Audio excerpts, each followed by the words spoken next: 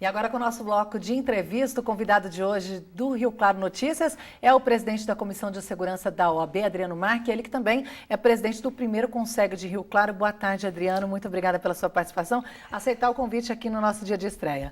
Muito obrigado. Para mim, nossa, é uma honra, inclusive, de ver um cenário tão bonito desse, engrandece a cidade, coloca a cidade num patamar ainda melhor, mostrando a qualidade do serviço local e do serviço aí da televisão. Parabéns à equipe da TV. Obrigada.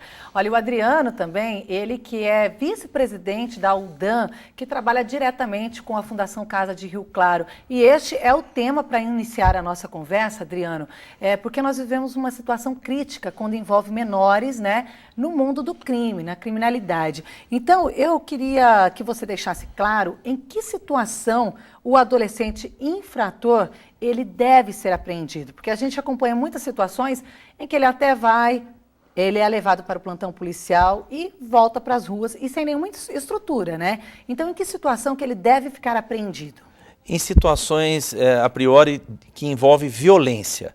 Né? Aí depois, casos particulares, situações, existem casos, caso a caso, que a Justiça aí, o Ministério Público vai avaliar. Mas em especial as que geram violência.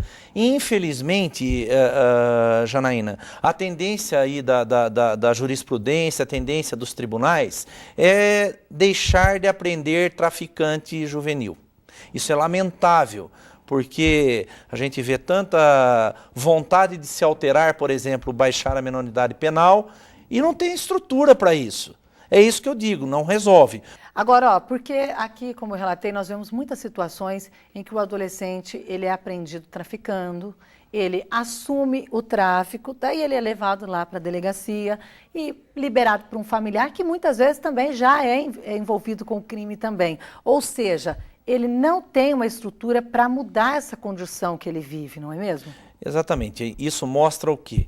Que atacar o efeito não resolve nada. Nós temos que atacar a causa, e a causa depende de uma linguagem, depende da lapidação da vaidade dos políticos, da lapidação das questões partidárias. O Brasil tem uma doença que se chama partidarismo político, que o cara acaba de vencer a eleição, ele já começa a viver a nova eleição, e o adversário, ele não é adversário, ele é inimigo político.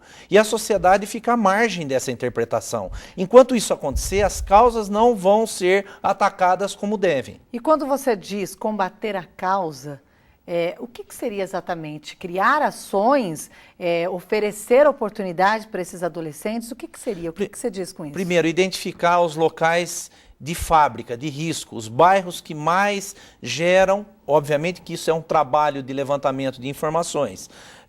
Público, o setor público tem que saber o número de indivíduos de uma família, daquele local, qual é a melhor fórmula de se atacar esse problema, mas não precisa de muito não. Eu acho que cultura, esporte, lazer, o fortalecimento da família, da escola a longo, médio e longo prazo, porque na verdade, Janaína, eu acredito que a gente recupera alguns itens específicos, alguns elementos específicos. A gente não consegue uma recuperação em massa. Essa recuperação em massa, talvez a nossa geração não vai ter a possibilidade de verificar, porque a massa está muito corrompida. Até porque, Adriano, também se tratando de famílias, como eu disse, muitas crianças já nascem em um lar totalmente desestruturado, com famílias envolvidas aí no mundo do crime. É essa referência que essa criança vai ter. Aí, como combater isso? Combatendo é uma ação em massa do Estado, que isso não ocorre, né? Não estou dizendo que não existe gasto. Gasto existe demais. Propaganda existe muito. Mas não se gasta onde é necessário gastar. Nós temos que combater e não esperar resultado, principalmente resultado partidário, porque hoje nossa cidade ela é loteada por território. Então um P está de um lado, um P está do outro, ninguém pode atravessar aquele território, mas enfim, esse território, as pessoas querem ser o pai da segurança, não da insegurança. As pessoas querem ser o pai dos benefícios, bolsa, tudo, mas não querem assumir a miséria do local. Então, dessa forma, se a gente continuar e a população permitir esse tipo de postura, nós não vamos verificar mudança nenhuma e nunca. Em uma outra entrevista que a gente conversou, você disse realmente essa questão de fiscalizar, de identificar esses pontos problemáticos na cidade, né? O que a gente acompanha muito também hoje é o traficante, ele é detido, ele até fica preso por alguns dias, ou ele volta para o mesmo ponto, ou outro indivíduo toma conta desse ponto. Ou seja, como combater esses pontos na cidade? Veja bem, a Polícia Militar, ela tem mapeado, hoje a Guarda Municipal está entrando numa tendência já legalizada também por uma ronda, mas, enfim, a Polícia Militar, ela tem um mapeamento, porque, na verdade, são pontos específicos de ocorrências aí reiteradas, né?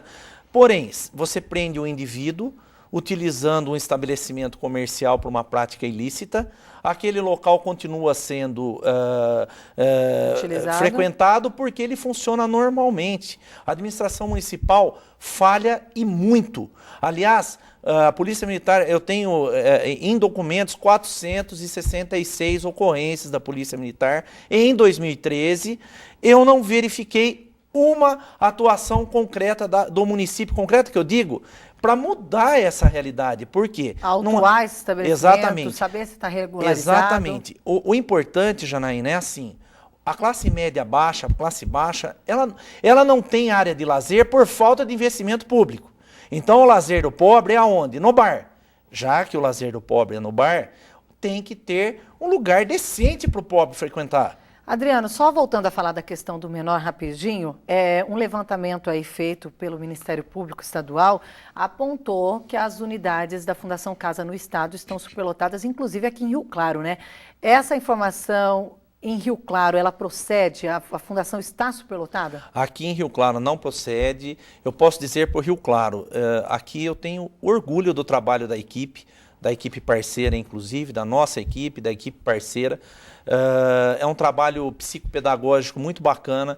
Vários casos, é que a lei não permite que a gente divulgue caso específico com nome, mas existem vários casos de adolescentes que na verdade não é reintegra, se integram à vida social, ao trabalho, depois de curso, depois de um tempo de adaptação lá, quando eles percebem que tem uma oportunidade de vida. E são muitos casos, são muitas empresas parceiras.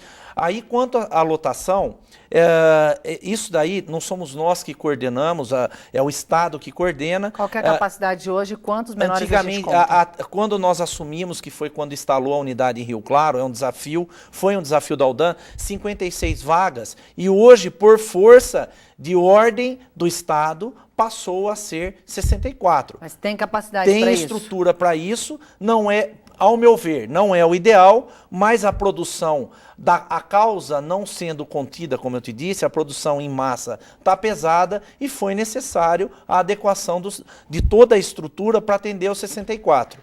Adriano, só para encerrar, falar rapidinho dessa questão do bairro Bom Sucesso, que é uma das mudanças aí que a própria população vem buscando com parceiros e com o apoio da UDAM, né? Qual que é o próximo passo para essa população lá do bairro? Então, na verdade, a questão do Bom Sucesso, ela nasceu dentro da OAB. Eu sou representante da OAB no Conselho de Desenvolvimento Urbano há 9 anos, né? Então não adianta, como eu disse já antes, fazer lei e não se criar estrutura. Nós temos que usar as leis. E lá no Bom Sucesso existe um aglomerado completamente irregular, ou seja, é uma área privada que foi loteada, a Deus dará, há mais de 30 anos, e a população não tem acesso à propriedade. A OAB está desenvolvendo um trabalho com aquela população, com muita dificuldade em razão da vaidade de alguns políticos local. E é difícil lidar com isso, viu, Janaína? Não resolve um problema, mas daí fica. E nós vamos atender essa população hoje, mais uma etapa, às 6h30 da tarde, na Associação do Bom Sucesso. Para quê? Levar essa população ao caminho da propriedade, que é o caminho da evolução daquele local. A gente vai tratar desse assunto aqui em outras edições do Rio Claro Notícias. Eu agradeço hoje a sua participação, Adriano. Muito obrigado. Eu que agradeço, Janaína, mais uma vez. Seja sempre aí bem-vindo em nosso programa. Muito obrigado. Obrigada. Olha, o Rio Claro Notícias desta terça-feira fica por aqui. Uma ótima tarde e até amanhã.